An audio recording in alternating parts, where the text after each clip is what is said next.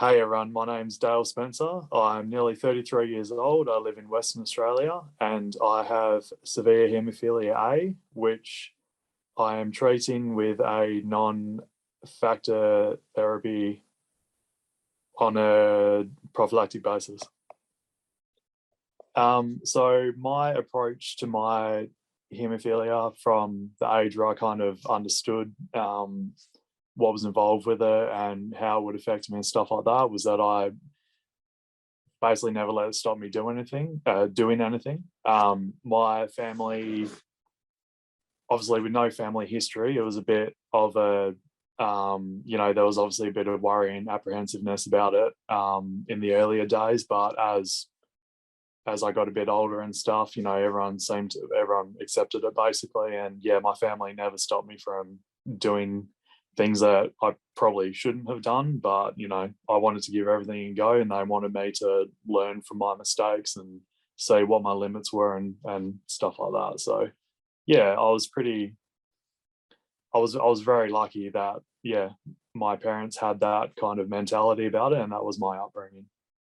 My first sport I actually wanted to play was rugby league. My family is very heavily rugby league orientated, which is weird being from WA because everyone that, they're like, are you from the Eastern States? Nah, born and bred in WA. So, but yeah, my parents, I said I wanted to play. So they said, okay, we'll take you down for the tryouts. So I went down, did a bit of tackling with the bag and stuff like that. And at the end of it, decided it wasn't for me. I was landing pretty heavily on the floor and, decided to give up my rugby league dreams pretty early. So, but it was good because it was a choice that I was able to make for myself. So, yeah. So basketball for me, playing at a state level, there was a lot of the intensity of the games was it was pretty full on. The guys I was playing against were really good, really athletic. I did struggle to keep up a bit with how my ankles were, and I come away from a lot of games with twisted ankles and jarred fingers, and that has probably a risk that it was a risk that I knew I was taking, and I'm not. I wouldn't say I regret it, but my ankles definitely are feeling it now. So yeah. So my first job was actually building boat canopies and biminis. I've done camper van building, all types of that. I have done labouring. My most notorious role was probably when I was a glazier. I did that for a very long time, and every time I told people about it, they were just gobsmacked at how someone with a bleeding disorder can work with glass so much. But I enjoyed it. I was good at it, so that's why I kept on with it. But yeah, I'm an electrician now. It's been my dream job since I left school, and I just got a bit lazy and veered away from it. But I finally come back to it, and I'm very happy I did because it's a good job and it pays well.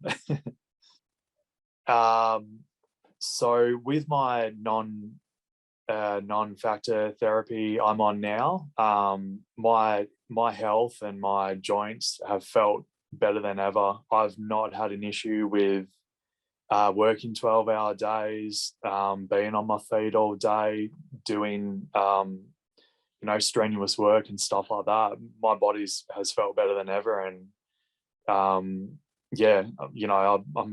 I probably feel a little bit fitter and healthier than some of the guys that I work with on site. So I'm pretty grateful for that. So the best advice I could give someone with a bleeding disorder is don't let your condition limit your choices. Try something at least once. If it doesn't work out, then at least you can say you tried. You only live once, and you'd rather feel fulfilled in your life than regret something for not giving it a go. Advice I could give to parents with children with a bleeding disorder is, it's the age old saying that gets thrown around all the time. Don't wrap your kids in cotton wool. Don't let anyone else do it to them as well. Children need to thrive and try things in their lives. my parents knew rugby wasn't a good idea, but they allowed me to try it, and I worked out for myself that it wasn't a good idea. But they supported me, and that's what was important to me.